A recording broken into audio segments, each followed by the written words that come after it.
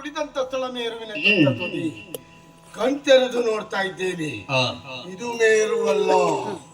ಹೋಗೋದ್ರೆ ನಾನು ಕುಳಿತ ಬಗ್ಗೆ ನಿಷ್ಠೆಯಲ್ಲಿ ಕುಳಿತಿರ್ಬತನು, ನಿಷ್ಠೆಯಲ್ಲಿ ಕುಳಿತಿರ್ಬತನು ಭ್ರಷ್ಟಗೈದಿವನೇಗೆ, ಭ್ರಷ್ಟಗೈದಿವನಕ್ಕೆ ಬಂದೆಯೋ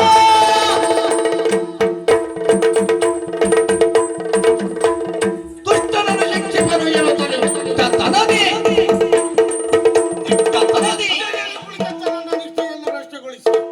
ಅಲ್ಲಿಂದ ಇಲ್ಲಿಯವರೆಗೆ ಕರೆತಂದ ದುರಾತ್ಮ ಯಾರು, ಯಾಕೆ ತಂದ, ಉದ್ದೇಶ ಏನು, ಎಲ್ಲಿದ್ದಾನೆ ಎಂದು ಹುಡುಕುವುದಾ?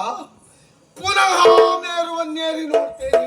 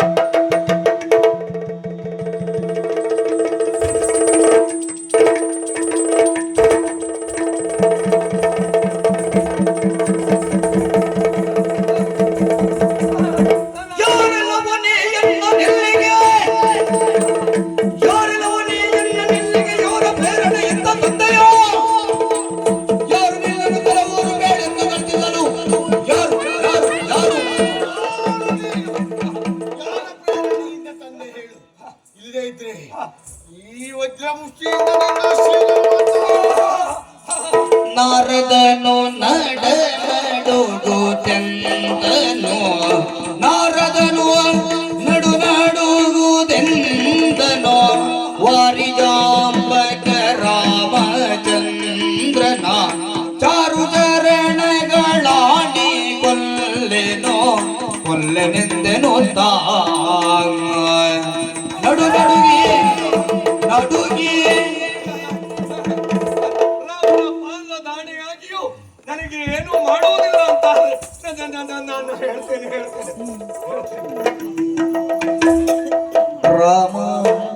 ರಾಮನಾಣಿಯನ್ನು ಕೊಡಬೇಕು. ಹೌದು ಹೌದು, ರಾಮ ಎನ್ನುವ ಎರಡಕ್ಷರದ ಮೇಲೆ ನಿನಗೆ ಶ್ರದ್ಧೆ. ಹೌದಪ್ಪ, ಭಕ್ತಿಯೇ. ಖಂಡಿತ. ರಾಮ ಮಂತ್ರವನ್ನು ಉಚ್ಚರಿಸಿದ್ರೆ ನಿನ್ನ ಪ್ರಾಣ ಉಳಿತದೆ. ಹೌದು ಎನ್ನುವುದಾಗಿ ನೀನು ಭಾವಿಸಿದ್ದು ಸತ್ಯ ಅಂತಾದ್ರೆ ವಿಶ್ವಾಸೋ ಫಲದಾಯಕ. ನಿನ್ನ ವಿಶ್ವಾಸಕ್ಕೆ ಭಂಗ ತರಲಾರೆ. ಹೇಳು ಹೇಳು, ರಾಮನಾಣಿಯಾಗಿಯೂ ನಿನ್ನನ್ನೇನ್ ಮಾಡುವುದಿಲ್ಲ. ಬದುಕಿದೆಯಾ ಬಡ ಜೀವವೇ? ನಂದು ನಂದು ನನ್ನದು ಬಡ ಜೀವ ಅಂತ ಹೇಳಿದ್ದು ಯಾವ ಸತ್ತವ ಹೇಳ್ದವ? ನಾನೇ ಹೇಳಿ, ನೀನೇ ಹೇಳ್ಕೊಂಡು ನೀನೇ ಪ್ರಚಾರ ಮಾಡ್ಕೊಂಡು ನೀನೇ ತಿರ್ಗಾಡುದ? ಬದುಕಿದೆಯಾ ಅಂತ ಹೇಳಿಕೊಂಡಿದ್ದು, ಏನು ಮಾಡುವುದಿಲ್ಲ ಅಂತ ಹೇಳಿದೆಯಲ್ಲ, ಹಾಗಾಗಿ ಆ ಸಂತೋಷ. ಬಡಜೀವ ಅಂತೆ, ಬಡಜೀವ. ನಾನು ಯಾರು ಅಂತ ಗೊತ್ತಾಗಲಿಲ್ವೋ? ಗೊತ್ತಾದ್ರೆ ಇಷ್ಟೆಲ್ಲ ಮಾಡ್ತಿದ್ದ. ಓ ಹನುಮ, ಸರಿಯಾಗಿ ನೋಡ.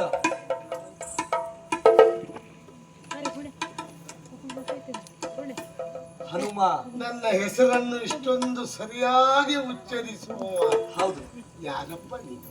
ಗೊತ್ತಾಗಲಿಲ್ವೋ? ಇಲ್ಲ, ನಾನು ನಾರದ. ಗುರುಗಳೇ,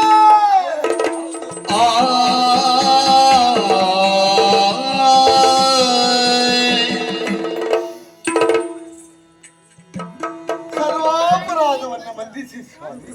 ಆಗಲಿ ಅಂತ ತಪೋಭಂಗವಾಯ್ತಲ್ಲ ಎನ್ನುವ ಉದ್ದೇಶದಿಂದ ಕುಪಿತರಾಗಿರುವಂತಹ ನನಗೆ ಅಂಧತ್ವ ಒಂದು ಪ್ರಾಪ್ತಿಯಾಗಿ ಹೋಯ್ತು. ಗುರುಗಳೇ, ನಿಮ್ಮನ್ನೂ ಗುರುತಿಸಲಾರದೆ ಹೋದೆ. ಅಪರಾಧವನ್ನು ಮನ್ನಿಸ್ತೀರಾ? ಆಗಲಿಲ್ವ? ಅಪರಾಧ ಆಗಲಿಲ್ಲ. ಹಾಗಾದರೆ ಒಂದು ನೋಡಿ, ಏನು? ನೀವು ಹರಿದಾಸರು. ಹೌದು, ನಾನು ರಾಮದಾಸ ಸ್ವಾಮಿ, ನಾನು ರಾಮದಾಸ. ನೀ ರಾಮನನ್ನ ಕಾಡ್ಬೇಕು. ಎನ್ನುವಂತಹ ಉದ್ದೇಶವುಳ್ಳಂತ ನನ್ನ ಆ ಉದ್ದೇಶವನ್ನು ವಿಫಲ ಮಾಡಿದಿರಲ್ಲ. ಇದು ತಪ್ಪಲ್ಲವೇ? ಹನುಮ, ಜ್ಞಾನಿಗಳಾದ ನೀವು ಹೀಗೆ ಮಾಡುವುದು ಸರಿಯೇ ಹೇಳಿ? ಹನುಮ, ಹೇಳಿದೆಯಲ್ಲ, ರಾಮದಾಸನಾದ ನಿನ್ನ ತಪೋ ಭಂಗವನ್ನ ಮಾಡಿದ್ದೇನೆ ನಾನು ಎನ್ನುವ ಹಾಗೆ. ತಪೋ ಭಂಗವನ್ನ ಮಾಡ್ಲಿಕ್ಕೆ ಖಂಡಿತ ಬಂದವನಲ್ಲ. ನಿನ್ನ ತಪದ ಫಲಶ್ರುತಿಯನ್ನ ಕೊಡುವ ಕಾಲ ಸನ್ನಿಹಿತವಾಗಿದೆ. ಹಾಗಾಗಿಯೇ ಇಲ್ಲಿಯವರೆಗೆ ಬಂದವ. ಕಾಲ ಹೇಳಿ? ಹೇಳ್ತೇನೆ. ಹೇಳಿದನು ಮುನಿ ಸತ್ಯಲೋಕ ರಜತಾದ್ರಿಯಿಂದ. ಪೇಳಿದನು ಮುನಿ ಸತ್ಯಲೋಕ ರಜತಾದ್ರಿಯಿಂದ. ಅಯೋಧ್ಯೆಗೆ ತಂದೇನೋ, ಅಯೋಧ್ಯೆಗೈ ತಂದೆನೋ. ನೀಲಮೇಘ ಶ್ಯಾಮನಾಗಿರುವ ರಾಮನ, ನೀಲಮೇಘ ಶ್ಯಾಮನಾಗಿರುವ ರಾಮನ.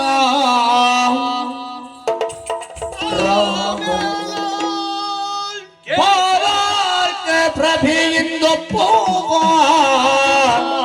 ಬಾಲಾರ್ಕ ಪ್ರಭೆಯಿಂದೊಪ್ಪುವ ಜನಕ ಜಾತಿಯೋ.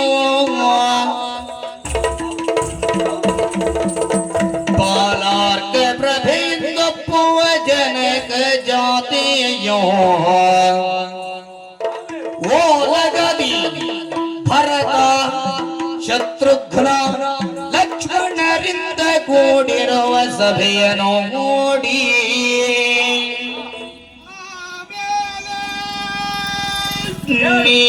ನೀನಿಲ್ಲದಿಯ ವಿಚಾರವ ಕೇಳಲಾಗ,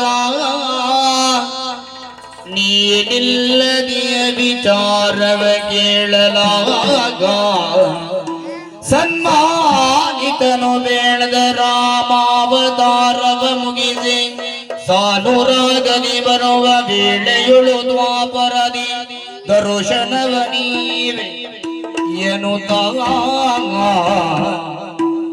ವಾನರೇಂದ್ರಗೆ ಪೇಳ್ದ ಪರಿಯಳು ಮೇರುವಲಿ ದೀನ ವೃತ್ತಿಯೊಳೆನ್ನ. ಧ್ಯಾನದಿಂದಿವ ಅವನ ನೀನೆ ಹೋಗಿ ಕರೆದುತ್ತಾ, ಆ ಹನುಮನ ನೀನೆ ಹೋಗಿ ಕರೆದುತ್ತಾರೆನ್ನ ನೇಮಿಸಲು ತ್ವರಿತದಿಂದ ನಾ ಬಂದೇ.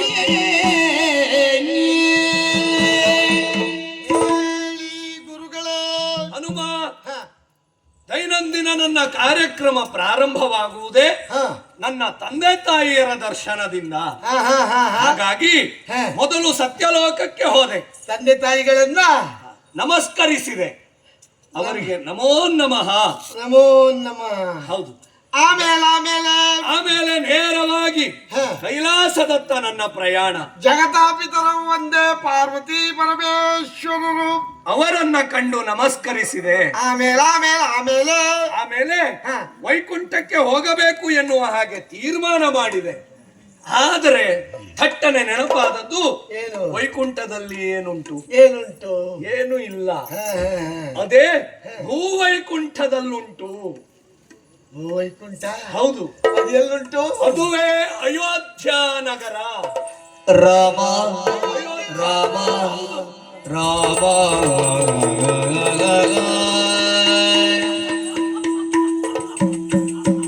ರಾಮ ರಾಮ.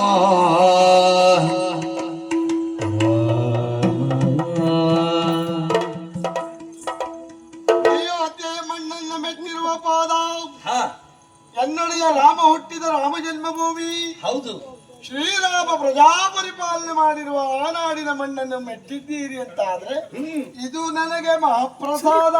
ಸರಿಯಪ್ಪ. ನಿಮ್ಮ ಪಾದದ ಅಡಿಯ ಹುಡಿಯನ್ನು ನನ್ನ ಮುಡಿಗೆ ತಾಗಿಸಿಕೊಂಡಿದ್ದೇನೆ. ಯಾಕೆ ಬಲ್ಲಿರ? ಯಾಕೆ ಗುರುಗಳೇ, ತಪ್ಪು ಮಾಡದೇ ಇರುವಂತಹ ವ್ಯಕ್ತಿ ಪ್ರಪಂಚದಲ್ಲಿ ಅದೇ ಹೇಳಿ ಇಲ್ಲಪ್ಪ.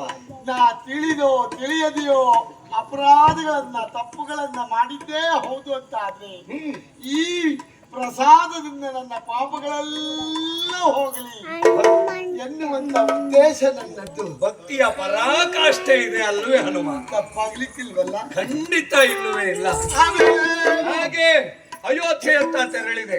ರಾಜ್ಯ ಮಾರ್ಗದಲ್ಲಿ ಹೋಗಿ ಆ ಒಂದೊಂದೇ ದ್ವಾರವನ್ನ ದಾಟುತ್ತಾ ಸಪ್ತ ದ್ವಾರವನ್ನ ದಾಟಿ ಸಭಾ ಪ್ರವೇಶ ಮಾಡಿದೆ.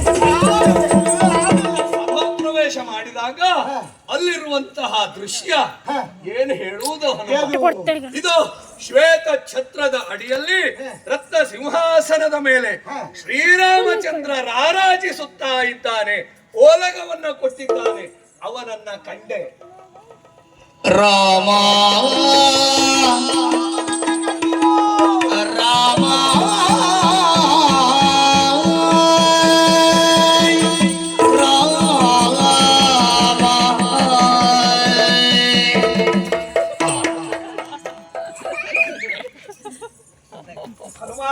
ಗುರುಗಳ ಏನು ಮಾಡಿಬಿಟ್ಯ? ಒಂದೇ ಸಲ ಬಿಟ್ಬಿಟ್ಟಿಯಲ್ಲ. ನಾನು ಇಳಿಸಿದ್ನೋ ನೀವು ಹಾರಿದ್ರು? ಎರಡೂ ಒಂದೇ ಸಲ ಆಯ್ತು. ಹಾಗಾಗಿ ಹೀಗಾದದ್ದು. ಓ, ನಿಮ್ಗೇನಾಗುದಿಲ್ಲಪ್ಪ. ಇರ್ಲಿ. ಯಾಕೆ? ಯಾಕೆ? ರಾಮ ಮಂತ್ರವನ್ನು ಉಚ್ಚರಿಸುತ್ತಾ ಇದ್ದೀರಿ. ಖಂಡಿತ ಹೌದು. ಭವರೋಗಕ್ಕೆ ಮದ್ದಿಲ್ಲ ಎನ್ನುವ ಮಾತೊಂದುಂಟಲ್ಲ. ಹೌದಪ್ಪ. ಯಾವಾತನು ರಾಮ ಮಂತ್ರವನ್ನು ಜಪಿಸುತ್ತಾನೋ ಅವನನ್ನು ಮೇರುವಿನಿಂದ ಕೆಳಗೆ ಬೀಸಿದ್ರು. ಹಾಗಂತ ಹಾಗೆ ಮಾಡಬೇಡ ಪುಣ್ಯಾತ್ಮ. ಏನು ಆಗುದಿಲ್ಲ. ಅಲ್ಲ ಸರಿ. ಆಮೇಲೆ